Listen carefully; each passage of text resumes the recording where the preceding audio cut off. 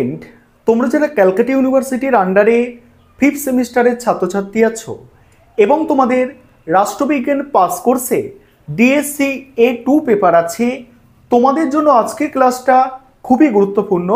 আজকের ক্লাসে তোমাদের লাস্ট মিনিট সাজেশন নিয়ে আলোচনা করব। এছাড়া তোমরা পরীক্ষার সময় এই পেপারটা কিভাবে তৈরি করবে সেই বিষয়টা নিয়েও আলোচনা করব। প্রথমেই তোমাদের বলে রাখি, তোমাদের ডিএসসি যে পেপার, এটা 65 নম্বরের পরীক্ষা হবে। সেখানে তোমাদের থাকবে এসএকিউ প্রশ্ন।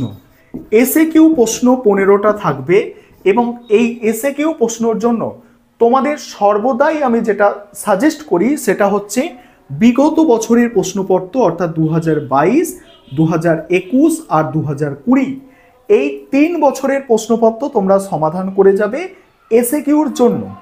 এছাড়া তোমরা 10 নম্বর এবং 15 নম্বরের জন্য যে প্রশ্নগুলো তৈরি করবে একটু দেখে নাও। আমি স্ক্রিন রেকর্ডের মাধ্যমে আলোচনা করছি, তোমরা দেখো। এবারে তোমরা সম্পূর্ণ সাজেশনটা দেখে নাও। দেখো, প্রথমে 15 নম্বরের জন্য যে প্রশ্নগুলো তোমাদের তৈরি করতে হবে, দেখো তোমাদের প্রথম যে দুটো প্রশ্ন আছে মডিউল 1-এ, এই দুটো প্রশ্ন সব থেকে গুরুত্বপূর্ণ, কারণ এই দুটো প্রশ্ন 2022-এ পরীক্ষায় এসেছে। এই দুটো প্রশ্ন সব থেকে গুরুত্বপূর্ণ, কারণটাও তোমরা বুঝতে পারবে। দেখো প্রশ্নগুলো আগে দেখো। পররাষ্ট্রনীতির সংজ্ঞা দাও, এর নির্ধারকগুলি সম্পর্কে আলোচনা করো। তারপরের প্রশ্ন, জাতীয় স্বার্থ কি? জাতীয় স্বার্থ কিভাবে বিদেশ নীতির গঠনকে প্রভাবিত করে তা আলোচনা করো। তারপরে দেখো পরের যে প্রশ্নটা আছে, প্রচার কার্যের সংজ্ঞা দাও এবং এর প্রকৃতি ব্যাখ্যা করো। এটা 21-এ পরীক্ষায় এসেছে।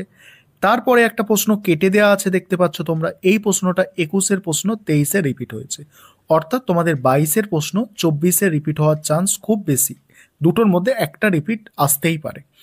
পরের প্রশ্ন যেগুলো দেখবে, কূটনীতি পররাষ্ট্রনীতির একটি কেন্দ্রীয় ধারণা বিবৃতিটি ব্যাখ্যা করো। বিশ্বায়নের যুগে পররাষ্ট্রনীতিতে জাতীয় স্বার্থের ভূমিকা বিশ্লেষণ করো।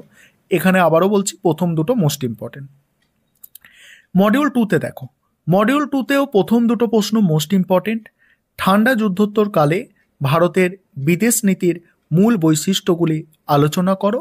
আরেকটা আছে, ভারত শ্রীলঙ্কার দ্বিপাক্ষিক সম্পর্কের বিবর্তন আলোচনা করো। এই দুটো প্রশ্ন 2022-এর প্রশ্ন, মোস্ট ইম্পর্টেন্ট। এখানে দেখো একটা প্রশ্ন আমি কেটে দিয়েছি, এই প্রশ্নটা 21-এর প্রশ্ন 23-এ রিপিট এসেছে। তারপরে কি আছে দেখো, ভারত ও পাকিস্তান সম্পর্কের মূল সমস্যাগুলি আলোচনা করো, বা প্রশ্নটা আসতে পারে ভারত ও পাকিস্তানের মধ্যে সম্পর্ক। তারপরে আছে, একবিংশ শতাব্দীতে ভারতীয় পররাষ্ট্রনীতির বিবর্তনের প্রবণতাগুলি ব্যাখ্যা করো। এবারে 10 নম্বরের জন্য যে প্রশ্নগুলো তৈরি করবে দেখে নাও। তার আগে বলি, ছোট প্রশ্নের জন্য তোমরা কি করবে। ছোট প্রশ্নের জন্য তোমাদের আগেই বলেছি, তোমরা ইয়ারের প্রশ্ন অর্থাৎ 22, 21 এবং 20, এই 3টে বছরের প্রশ্নপত্র ফলো করবে। তোমাদের জন্য 22-এর প্রশ্নটা কিন্তু সব থেকে গুরুত্বপূর্ণ। 10 নম্বরের প্রশ্ন দেখো, প্রথম প্রশ্ন, বিদেশ নীতি গঠনের ক্ষেত্রে প্রচারের ভূমিকা আলোচনা করো। কূটনীতির যে কোনো দুটি ধরন সম্পর্কে আলোচনা করো। পরের প্রশ্ন আছে, পররাষ্ট্রনীতি প্রণয়নে জাতীয় স্বার্থের ভূমিকা আলোচনা করো। তারপরে কূটনীতির সংজ্ঞা, পররাষ্ট্রনীতি ও কূটনীতির মধ্যে পার্থক্য আলোচনা করো। পরের প্রশ্ন দেখো কি আছে, পররাষ্ট্রনীতির অভ্যন্তরীণ নির্ধারকগুলি ব্যাখ্যা করো। নেক্সট, পররাষ্ট্রনীতির একটি মাধ্যম হিসাবে সামরিক বাহিনীর গুরুত্ব বর্ণনা করো। এবারে মডিউল 2 থেকে যেগুলো করবে দেখো, মডিউল 2 থেকে প্রথম প্রশ্ন, নেহরুর বিদেশ নীতির মূল বৈশিষ্ট্যগুলি আলোচনা করো।